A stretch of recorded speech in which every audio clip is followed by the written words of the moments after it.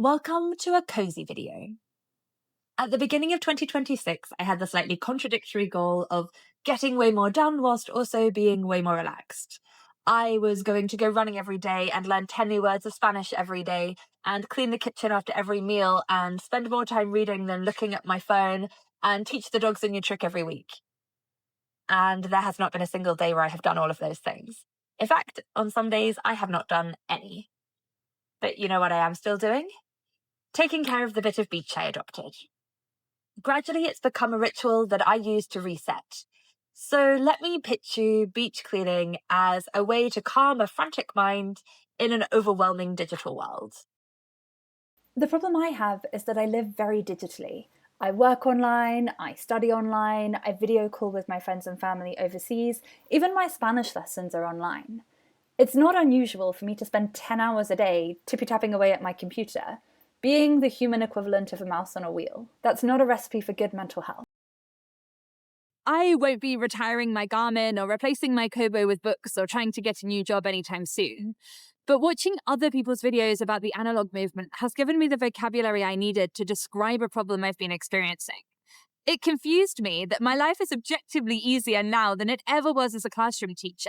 And yet I still feel saturated, I still feel overwhelmed, and I still feel stressed. But last week I saw a video that explained how the analog movement is in danger of becoming just another consumerist trend. The online conversation is moving away from actually getting offline and going outside and cleaning the beach and doing something meaningful in your community or something creative with your friends.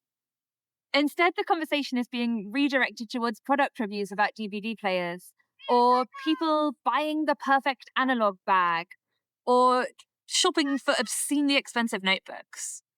I think it would be a disaster if we allow the conversation to get distracted so that it becomes just another marketing tool for buying more stuff on the TikTok shop.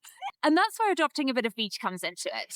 Picking up the litter, watching the birds, rescuing the sea stars. It's just me outside with sand under my feet and sunlight in my eyes, trying to make the world a little bit better, just one step at a time. There's something deeply regulating about doing a simple, repetitive, physical task at a human speed. The first reason this works for me is the mindfulness of being in nature. You might have heard this called blue mind, and it's the idea that being near water helps to calm the nervous system. I've dealt with anxiety on and off for most of my adult life, and I've noticed a really strong correlation between spending more time outside and feeling better about myself and about my life. Obviously, having enough time to go out and clean the beach regularly is an incredible luxury, and that makes a huge difference to my anxiety in and of itself. And I suspect having my delightful doggos remind me that it's time to go play on the beach is probably also. But even when I've got assignments at university and I'm busy with work and I have a million and one things to do, managing to find time to squeeze in a beach clean makes a huge difference for me. The gentle exercise of walking and the feeling of the sand between my toes and the sense of purpose, I find it really relaxing. I'm sure every teacher can relate to the feeling of never being finished. Tasks are added to the to-do list much faster than they can ever be completed. So you're left with this uncomfortable decision about what to ignore, what to do the bare minimum of, and what to prioritize. Going out on the beach is the perfect counter to that. There's no decision to be made, no prioritizing to be done. Every piece of plastic I pick up is one less piece of plastic in the ocean. And at the end of the day, I have a big bag of physical evidence that I did something worthwhile.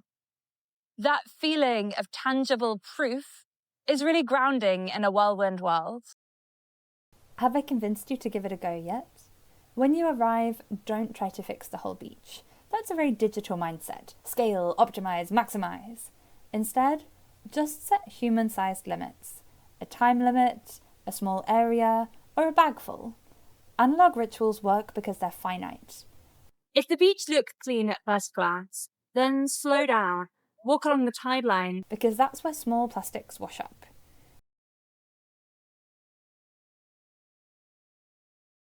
Feel the direction the wind is blowing. On Playa Principal in Pichilemu is usually towards the wetland.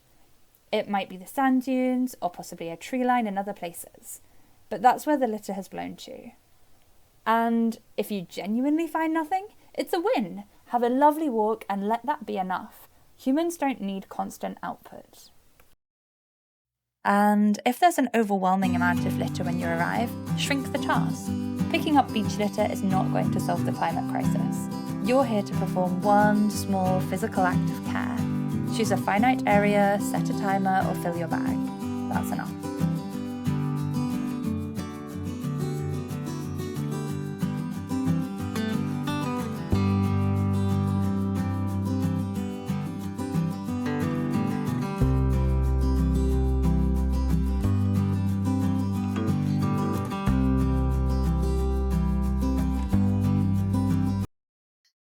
Picking up litter as you walk on the beach is really difficult because if you're not careful, you'll end up meandering here and there and not really making any progress on your walk, or you'll fill up your bag right at the beginning.